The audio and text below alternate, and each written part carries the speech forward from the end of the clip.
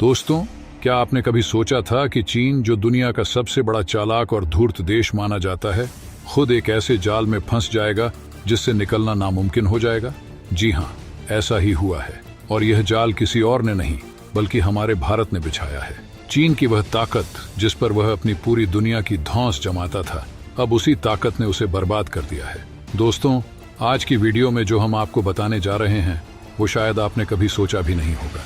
लेकिन उससे पहले रुकिए, मैं ये बताना भूल गया कि अगर आप अपने देश से प्यार करते हैं और अगर आपको लगता है कि भारत का हर कदम चीन के खिलाफ एक मास्टर स्ट्रोक है, तो प्लीज इस वीडियो को अभी लाइक करिए और कमेंट बॉक्स में जय हिंद जरूर लिखिए, ताकि हम सब मिलकर भारत की इस जीत का जश्न मना सकें।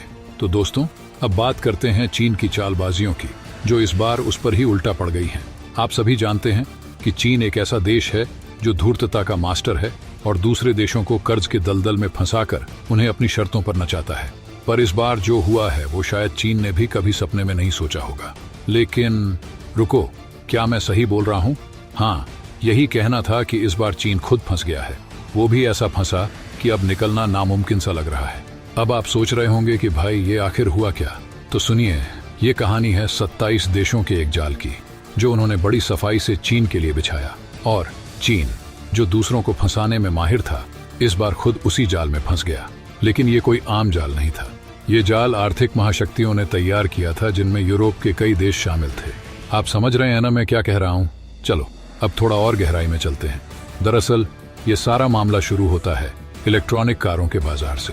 आज दुनिया में इलेक्ट्रॉनिक कारों का बाजार लगभग $75 बिलियन का है और हर साल इसमें 10% की दर से वृद्धि हो रही है।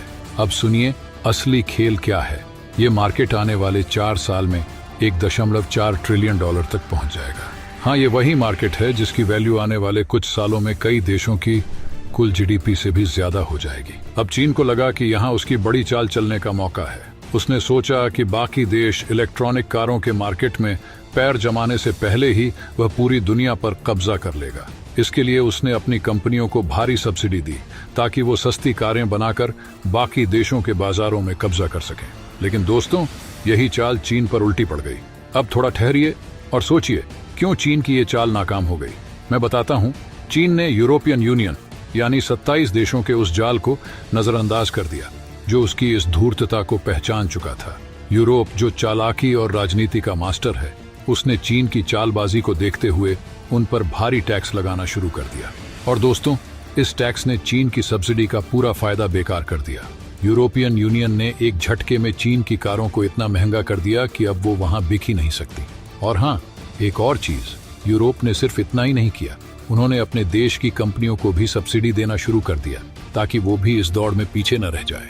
अब सोचिए, एक तरफ चीनी कंपनियां जो सस्ते प्रोडक्ट के दम पर दुनिया पर राज करना चाहती थीं, वो खुद यूरोपियन यूनियन के सामने घुटने टेकने पर मजबूर हो गई। अरे रुकिए, अभी तो असली बात बाकी है। चीन अब क्या कर रहा है? वो यूरोप के सामने बातचीत के लिए मजबूर हो गया है। जी हाँ, वही चीन जो खुद को महाशक्ति समझता था, अब वही चीन यूरोप से मिन्नतें कर रहा है कि वो उनके खिलाफ एक्शन ना ले। क्या आप सोच सकते हैं? चीन जैसी महाशक्ति इतनी लाचार हो गई है कि उसे अब अपने अस्तित्व की चिंता सताने लगी है। दोस्तों, आप सोच रहे होंगे कि चीन ने ऐसा क्या गलत किया और कैसे वो इतनी बड़ी मुसीबत में फंस गया।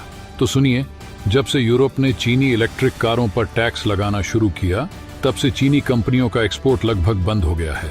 अब उनकी कारें न तो यूरोप में बिक पा रही हैं और न ही बाकी दुनिया में। और चीन की इलेक्ट्रिक कार इंडस्ट्री में लाखों लोग नौकरी से निकाले जा रहे हैं। लेकिन दोस्तों, असली मजा तो अब आने वाला है। चीन ने सोचा था कि वो पूरे इलेक्ट्रिक कार मार्केट पर कब्जा कर लेगा, लेकिन उसकी ये चाल उल्टी पड़ गई। यूरोप ने न सिर्फ चीन के खिलाफ एक्शन लिया, बल्कि अब वो चीन के मार्केट में अपनी पकड़ मजबूत कर रहा है। यूरोप की कंपनियां अब चीन में सस्ती दरों पर कारें बेच रही हैं और ये चीन के लिए सबसे बड़ा झटका है। और हाँ, आपको ये जानकर हैरानी होगी कि चीन की सरकार अब यूरोप के सामने गिड़गिड़ा रही है कि वो उनके खिलाफ और कोई सख्त कदम न उठाए। लेकिन यूरोप कहाँ मानने वाला है? यूरोप ने साफ कह दिया है कि वो चीन की धूर्तता को माफ करने के मूड में बिल्कुल भी नहीं है। और अब तो उन्होंने साफ कर दिया है कि वो चीनी कंपनियों के खिलाफ और भी कड़े कदम उठाने वाले हैं। दोस्तों, इस सारी कहानी में सबसे मजेदार बात यह है कि भारत इस पूरी लड़ाई में कहां खड़ा है। भारत ने भी चीनी कंपनियों के खिलाफ सख्त कदम उठाए हैं, और अब भारत अपनी इलेक्ट्रिक कार कंपनियों को बढ़ावा दे रहा है। टाटा जैसी भारतीय कंपनियां अब दुनिया के इलेक्ट्रिक कार बाजार में एक बड़ा नाम बनने जा रही हैं।